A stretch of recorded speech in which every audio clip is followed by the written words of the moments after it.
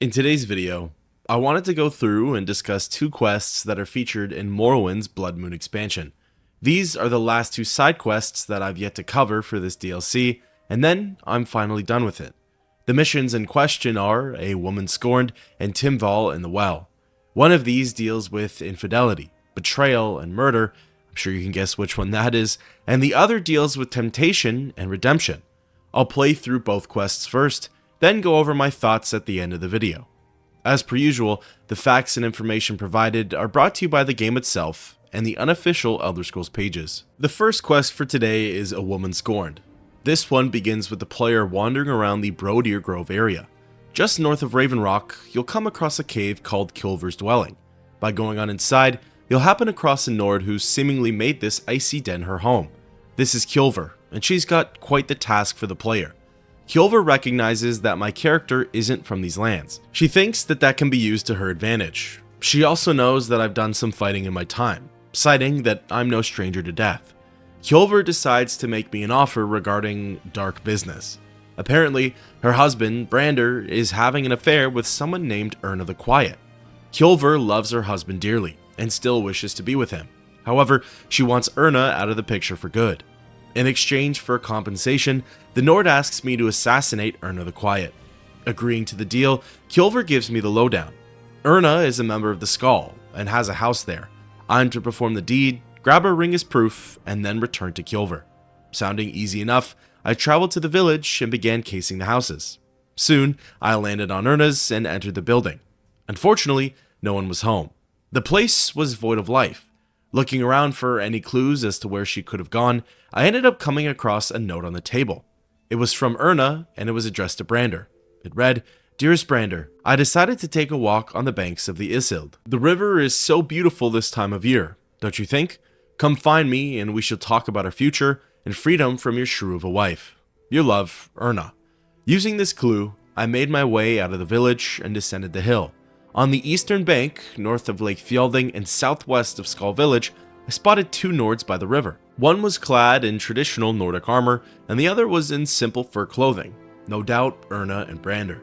The pair doesn't have much to say, other than how happy they are with one another. Brander says that him and Erna have a love that his wife will never understand. Well, a deal's a deal, so it's time to take that love away. Two good strikes with my Daedric Daikatana, and Erna was now forever quiet. On her person, she had a few items, but the one that mattered the most was the ring. Brander insisted on chasing me through the Felsad coast, saying that I killed the only woman he's ever loved. That probably won't bode very well with the missus, but regardless, I was able to escape the area, flee his aggro, and recall over to Kilver. Speaking with her, she asked if our dark business was completed. I told her yes, it was. Her husband's mistress is now dead. Kilver was ecstatic. She exclaimed that Brander was now all hers. She's convinced that he'll remember his love for her and that they'll once again be a happy couple. As a reward, Kilver pays me 1,000 gold. Something tells me that Brander is never coming back, but hey, at least I've got some decent pocket change. With that, thus ends the quest, A Woman Scorned. The final quest for this video is Tymvaul in the Well. This mission has a few different outcomes. It begins with the player wandering around Skull Village. By entering Lasner's house on the northern side of town, you'll find the old Nord pacing around, worrying about his son. Speaking with him, he at first mistakes me for Tymvaul. After realizing I'm not his child, he asks for forgiveness and mentions that he's in agony. Inquiring about it, Lasner reveals what happened to Tymvaul. Apparently, his son went to go fetch water from the nearby well and fell in. Most of the other Skull believe him to be dead, but Lasner believes otherwise. The well leads to the Rimhall ice caves, and the old Nord thinks his son is held up in there. He himself can't search for Tymvaul due to his age, but he wonders if I might have a look around. Agreeing to help Lasner, he hands me the key to the well. He's apparently kept it locked up so that no one else suffers the same fate. Exiting the home and running out back, the well is indeed secured by a level 100 lock and leads straight to Rimhall. Climbing down, I'm brought into an underwater cave. Swimming through the tunnels, I soon emerged into the corridors of Rimhall. Here, most of the enemies I faced were skeletons. They were sporadically placed around the cavern, often in groups of 2 or more. Luckily, they weren't that difficult to deal with, and what's more, I quickly ran into Tymvaul. The Nord was alive and well. He donned an enchanted robe and made mention of the forces of darkness, as well as calling himself Tymvaul the Dark. Speaking with him, the true story began to unravel. He called me out as an intruder, claimed the halls of Rimhall as his domain, and also mentioned that the Mantle of Woe is all his. Unsure of what he meant, I inquired more about this mysterious robe. Tymvaul had apparently read stories and books on this magical item. He couldn't believe that a powerful artifact such as this was stashed below Skull Village. Wanting to see it for himself, he jumped down the well, defeated Rimhall's threats, and reaped its rewards. His end goal is to raise an army of the dead, likely starting with all of the nearby skeletons. From here, there are 5 different dialogue prompts that I can choose from. Admittedly though, 4 of them lead to the same outcome. Starting with the first one, calling him insane and saying that all evil should die, Tymvaul doesn't take this statement too kindly. He calls me a self-righteous fool, says that good doesn't truly exist, and then threatens to show me the true meaning of power. From here, a fight breaks out. Tymvaul is level 30, has 300 health, and knows how to cast Force Bolt, Flay Spirit, and summon Skeletal Minion. Luckily, for my case, his casts are fairly predictable, and the fight didn't last very long. All he has on his person is the Mantle of Woe, but boy oh boy is it a crazy robe. For starters, it's valued at 10,000 gold, so non-mages can certainly profit from it. However, if you're a spellcaster, like my character kind of sort of is, it has some really nice enchantments. Fortify Conjuration for 50 points, and Fortify Maximum Magicka by 5 times your intelligence points. Spells that used to sap up almost all of my Magicka now just take down a sliver of my bar. With this robe, I won't need to pop as many mana potions or rest as frequently.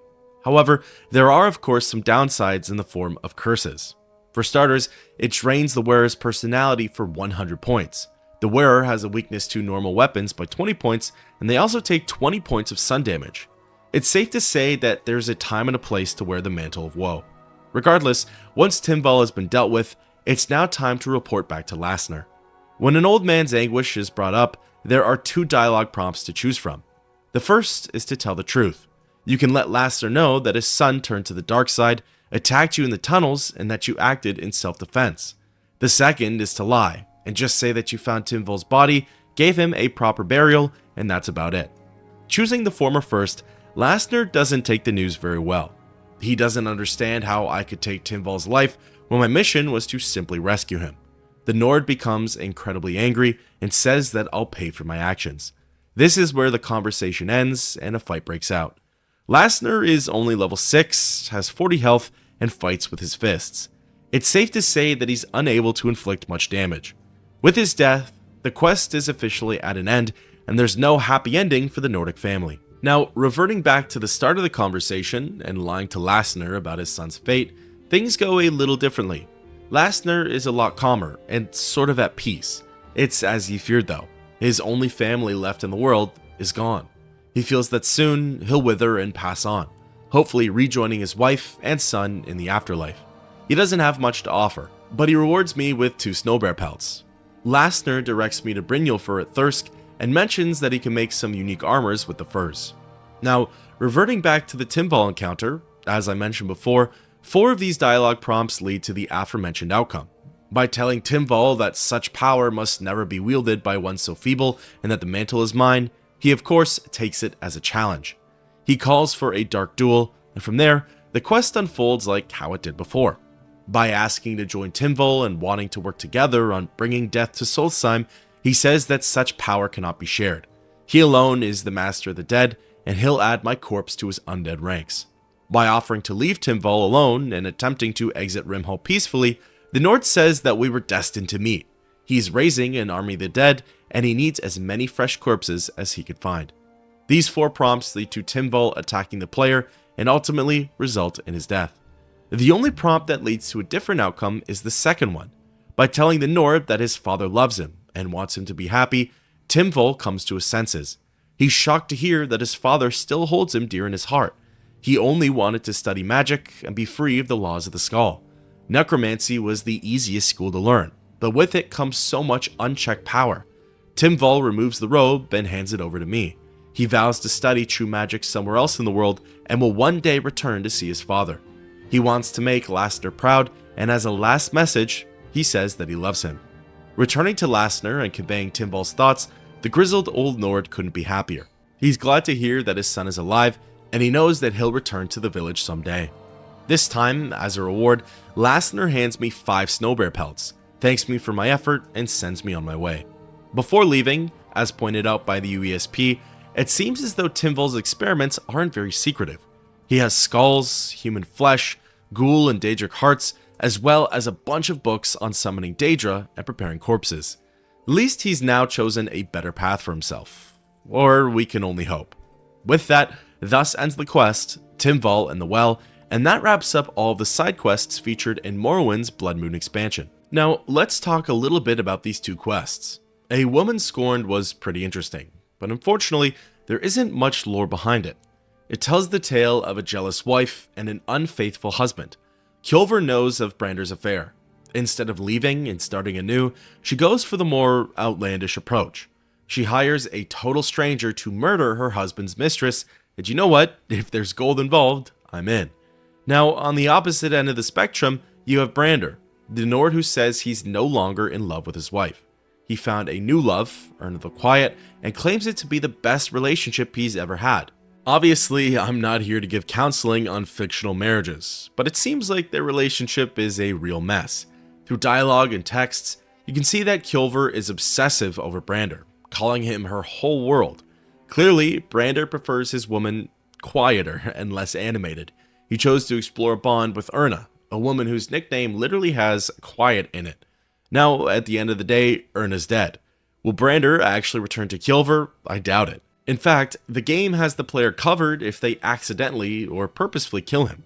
The journal indicates that the player won't make mention of Brander's death. Therefore, Kjolver stays waiting in that dwelling for the rest of her days. Even if Brander is spared, he spends the rest of his days wandering the riverbank, waiting to cross paths with the player.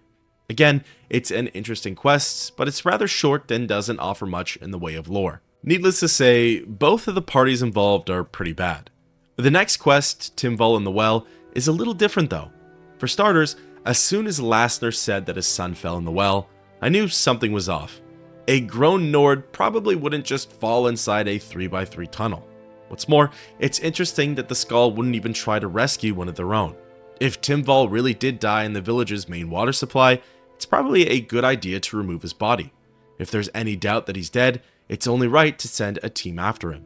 Plus, Lassner spoke of a separate entrance to Rimhall, so it's not like everyone has to dive into the well. However, maybe the Skull knew of Tymvaul's extracurricular activities, and thought it best to just let him die down there. I'll touch on it more in a bit, but as I've said, the young Nord had some strange ingredients in his home. Ingredients which surely would be difficult to come by all the way out here. In any case, it's probably Tymvaul's current state and mindset that's more intriguing. Finding the Nord, his mind is twisted and warped. He's overcome by dark magic. At first, I assumed that the Mantle of Woe did this to him. It does warp the wearer's personality and grants them crazy amounts of power. Surely, Lassner would have noticed something was off about his son before he fell into the dungeon, right? But Lassner isn't the sharpest tool in the shed, and the proof might be in the pudding. Tymvaul had all sorts of necromancy and conjuration books laying around. He had several questionable ingredients out in the open, including a basket full of human skulls. So it seems as though he was quietly building his confidence as a necromancer until it was finally time to act. After locating the Mantle of Woe, he started to raise an army of the dead. Now, as for the mantle itself, not much is known about it. However, according to the UESP, it seems to be a big deal within the necromancer community. In the Cave of Skeeg, just west of Skull Village, there are 3 necromancers. One of them is plated as a rogue necromancer. After defeating him, you gain access to his journal. It reads, "Weaklings and cowards. I care not what they think of me or my pursuit of the dark arts. Who are they to dictate the form of magicka I practice? Vardenfell holds generations of dead just ripe for the picking, and yet they hoard this resource as if it were sacred. Such nonsense. I've been less successful here on Solstheim than I would have hoped. The cursed magic ice protects many of the corpses, and even I have trouble controlling the savage draugrs. Even so, my work continues, and the apprentices are growing more powerful every day. My latest research has revealed the location of the Mantle of Woe. It lies within the Rimhull Ice Cave. Soon, I will claim its dark power as my own. While it only really leaves me with more questions, one thing is for certain. The Mantle of Woe is a bigger deal than it's made out to be. Maybe one day we'll see it again in a future Elder Scrolls game, and there its lore will be further explained. Thank you everyone for watching. Members, I really appreciate all of your support. If you enjoyed the video, consider leaving a like as well as subscribing. Until next time, keep on adventuring.